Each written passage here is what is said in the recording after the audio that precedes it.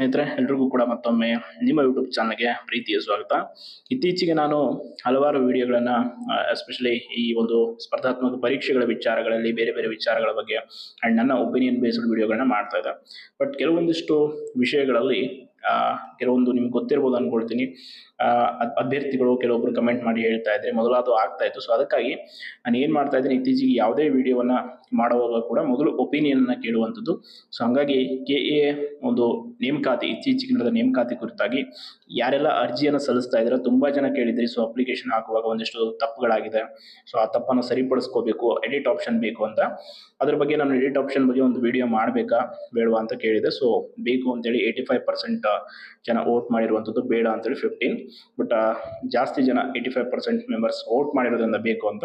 So ಈ ವಿಡಿಯೋನ ಮಾಡ್ತಾ ಇದ್ದೀನಿ. ಯಾರೆಲ್ಲ KA ಇತ್ತೀಚೆಗೆ 708 ಪೋಸ್ಟ್ ಅಪ್ಲಿಕೇಶನ್ ಹಾಕಿದ್ರ ಅವರ ಒಂದು ಅಪ್ಲಿಕೇಶನ್ ಅರ್ಜಿಯ ಕುರಿತಾಗಿ ಒಂದಿಷ್ಟು ಮಾಹಿತಿಗಳನ್ನ ತಿಳಿಸ್ತೀನಿ.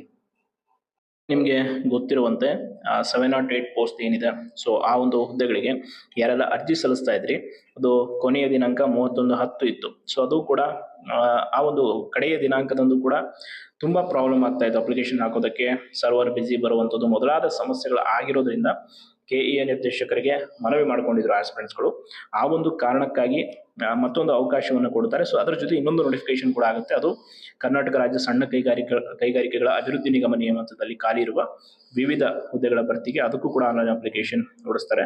ಸೊ ಒಟ್ಟಾರೆಯಾಗಿ ಯಾರೆಲ್ಲ ಈಗ ಅಪ್ಲಿಕೇಶನ್ ಹಾಕೋದಕ್ಕೆ ಶುರು ಮಾಡಿದ್ರ ನೋಡಿ, ನಿಮಗೆ 14/11/2025 ಕೊನೆಯ ದಿನಾಂಕ ಆ್ಯಂಡ್ ವಿತ್ 15/11/2025 ನೀವು ಫೈನಲ್ ಆಗಿ ಫೀಸ್ ಪೇ ಮಾಡೋದಕ್ಕೆ ಅವಕಾಶ ಇರುತ್ತೆ. ಅಲ್ಲಿವರೆಗೂ ಒಂದು ವಿಷಯ, ಅರ್ಜಿ ಹಾಕುವಾಗ ದಯವಿಟ್ಟು ಯಾರು ಕೂಡ ಅವಸರ ಮಾಡಿ ತಪ್ಪಾಗಿ ಅರ್ಜಿಯನ್ನು ಹಾಕಬೇಡಿ. ಯಾಕೆ ಅಂತಂದ್ರೆ ಈಗ ನೀವು ಎಡಿಟ್ ಆಪ್ಷನ್ ಕೇಳ್ತಾ ಇರೋದು ಕೂಡ ಇದೇ ಕಾರಣಕ್ಕೆ, ಅಪ್ಲಿಕೇಶನ್ ತಿದ್ದುಪಡಿ ಮಾಡೋದಕ್ಕೆ.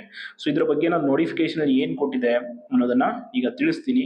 ಆ್ಯಂಡ್ ಅಪ್ಲಿಕೇಶನ್ ಹಾಕೋ ಮುಂಚೆ ಯಾವುದೇ ನೋಟಿಫಿಕೇಶನ್ ಇರಲಿ, ಕಂಪ್ಲೀಟ್ ಆಗಿ ನೀವು ಏನು ಇನ್ಸ್ಟ್ರಕ್ಷನ್ ಕೊಟ್ಟಿದ್ದಾರೆ ಸೂಚನೆಗಳನ್ನ ಸರಿಯಾಗಿ ಓದ್ಕೊಳ್ಳಿ.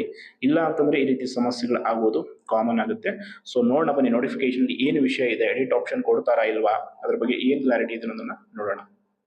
ಗೊತ್ತಿರುವಂತೆ ಒಂದು ಅಧಿಸೂಚನೆ ಏನಾಗುತ್ತೆ, ಸೊ ಅಧಿಸೂಚನೆಯಲ್ಲಿ ಯಾವೆಲ್ಲ ಹುದ್ದೆಗಳು ನೋಟಿಫಿಕೇಶನ್ ಆಗಿದೆ, ಯಾವೆಲ್ಲ ನಿಗಮ ಮಂಡಳಿದು ಅಂತ ನಿಮ್ಗೆ ಗೊತ್ತಿರ್ಬೋದು. ಬೆಂಗಳೂರು ಅಭಿವೃದ್ಧಿ ಪ್ರಾಧಿಕಾರದ್ದು, Karnataka soaps and detergent limited, ಶಾಲಾ ಶಿಕ್ಷಣ ಇಲಾಖೆ, ತಾಂತ್ರಿಕ ಶಿಕ್ಷಣ ಇಲಾಖೆ, ಕೃಷಿ ಮಾರಾಟ ಇಲಾಖೆ, ಕಲ್ಯಾಣ ಕರ್ನಾಟಕ ರಸ್ತೆ ಸಾರಿಗೆ ನೇಮಕ. ಒಟ್ಟು 8 ಬೇರೆ ಬೇರೆ ನಿಗಮಗಳಲ್ಲಿ SD, FDA ಮತ್ತು ಬೇರೆ ಬೇರೆ ಹಿರಿಯ ಅಧಿಕಾರಿ ರೀತಿ ಹುದ್ದೆಗಳಿಗೆ ನೋಟಿಫಿಕೇಶನ್ ಆಗಿದೆ. ಸೊ ತುಂಬಾ ಜನ ಈಗ ಅರ್ಜಿ ಸಲ್ಲಿಸ್ತಾ ಇದ್ರೆ ಒಳ್ಳೆಯದು.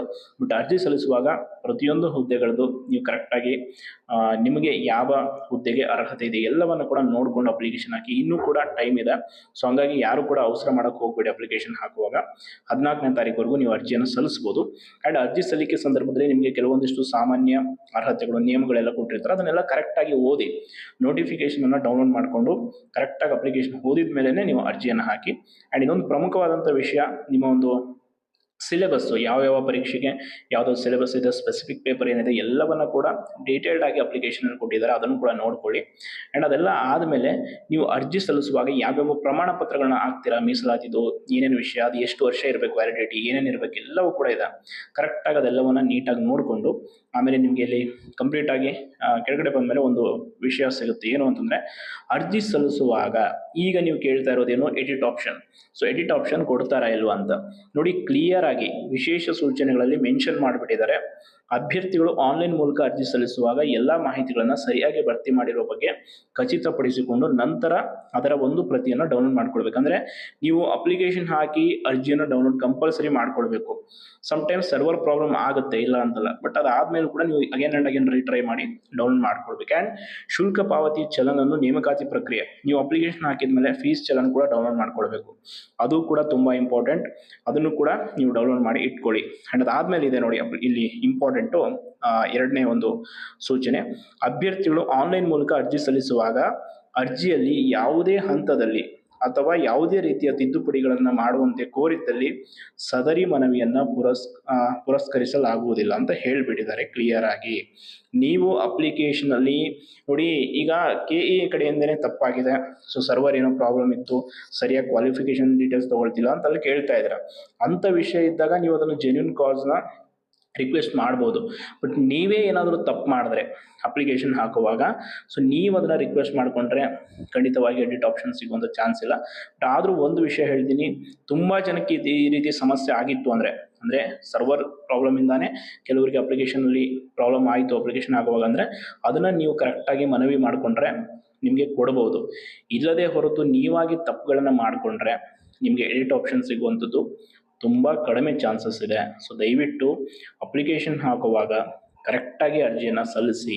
ಇದೊಂದು ರಿಕ್ವೆಸ್ಟ್, ಯಾಕಂದರೆ ಫೀಸ್ ತುಂಬ ಜಾಸ್ತಿ ಇದೆ, 750 ರೂಪಾಯಿ ಇದೆ. ಸೊ ನೀವು ಅದನ್ನು ಒಂದು ಬಾರಿ ಕಟ್ಟೋದಕ್ಕೆ ಕಷ್ಟ ಇದೆ.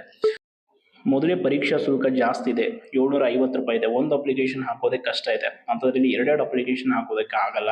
ಸೊ ದಯವಿಟ್ಟು ಗ್ರಾಮೀಣ ಭಾಗದಲ್ಲಿರುವಂಥ ಅಭ್ಯರ್ಥಿಗಳಿಗೆ ನಾನು ಕೇಳ್ಕೊಳ್ಳೋದಿಷ್ಟೇ, ನೀವು ಅಪ್ಲಿಕೇಶನ್ ಹಾಕುವಾಗ ಸ್ವಲ್ಪ ಕರೆಕ್ಟಾಗಿ ಕೂತ್ಕೊಂಡು ಸೀರಿಯಸ್ ಆಗಿ ಅದನ್ನೆಲ್ಲವನ್ನು ನೋಡಿ ಅಪ್ಲಿಕೇಶನ್ ಹಾಕಿ. ಸೈಬರ್ ಅವ್ರ ಮೇಲೆ ಡಿಪೆಂಡ್ ಆಗಿ ನೀವು ಏನನ್ನು ಬಿಟ್ಟು ಬರಬೇಡಿ. ಕೆಲವೊಂದು ಪ್ರಮಾಣ ಪತ್ರಗಳನ್ನು ಅಪ್ಲೋಡ್ ಮಾಡೋದಿರುತ್ತೆ, ಕೆಲವೊಂದು ಡಾಕ್ಯುಮೆಂಟ್ಸ್ ಕ್ಲೀನಾಗಿ ಅಪ್ಲೋಡ್ ಮಾಡಿಸಿ. ಒಂದು ಮಿಸ್ಟೇಕ್ ಆದರೂ ಕೂಡ, ಒಂದು ಅಂಕಿ ಸಂಖ್ಯೆ ಹೆಚ್ಚು ಕಮ್ಮಿ ಆದರೂ ಕೂಡ ನಿಮಗೆ ನಾಳೆ ಸಮಸ್ಯೆ ಆಗುತ್ತೆ ವೆರಿಫಿಕೇಷನ್ ಟೈಮಲ್ಲಿ.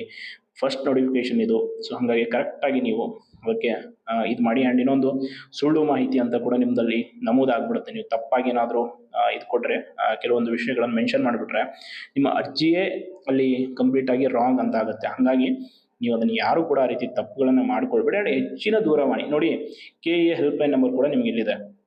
ನಿಮಗೆ ಏನಾದರೂ ಸಮಸ್ಯೆ ಆದರೆ ಈ ರೀತಿ ಅದನ್ನು ಫೋನ್ ಮಾಡಿ ಕೇಳಿ. ಇಲ್ಲಿ ಟೈಮ್ ಕೊಟ್ಟಿದ್ದಾರೆ 10 to 6 AM ವರೆಗೆ ನೀವು ಕಾಲ್ ಮಾಡಿ ಮಾಹಿತಿಯನ್ನು ತಿಳ್ಕೊಬೋದು.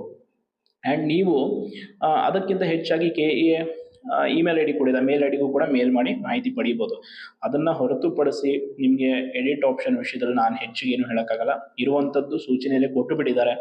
ನೀವಾಗಿ ತಪ್ಪು ಮಾಡಿಕೊಂಡ್ರೆ ಅದು ಡೌಟು. ಇನ್ ಕೇಸ್ KEA ಕಡೆಯಿಂದ ಆಗ್ತಿದೆ ಆ ಥರ ಸಮಸ್ಯೆ ಅಂದರೆ ಅವರು ಅದನ್ನು ಸರಿಪಡಿಸೋಕೆ ನಿಮಗೆ ಅವಕಾಶ ಕೊಡ್ಬೋದು. ಅಂದರೆ ಹೆಚ್ಚಿನ ಮನವಿಗಳು ಹೋಗಬೇಕು, ಒಬ್ರಿಬ್ರು ಮಾಡಿದ್ರೆ ಆಗಲ್ಲ. ಹೆಚ್ಚಿನ ಮನವಿಗಳು ಹೋದರೆ ಕರೆಕ್ಟಾಗಿ ನಿಮ್ಗೆ ಅವಕಾಶ ಸಿಗುತ್ತೆ ಅಂತ ಹೇಳ್ತಾ ಇಷ್ಟು ಮಾಹಿತಿ ಇದೆ. ಯಾರು ಕೂಡ ಪ್ಯಾನಿಕ್ ಆಗಬೇಡಿ. ಅಪ್ಲಿಕೇಶನ್ ಇನ್ನೂ ಟೈಮ್ ಇದೆ, ಯಾರು ಹಾಕಿಲ್ಲ ಅವ್ರು ಕರೆಕ್ಟಾಗಿ ಅಪ್ಲಿಕೇಶನ್ ಹಾಕಿ ಅಂತ ಹೇಳ್ತಾ ಧನ್ಯವಾದಗಳು.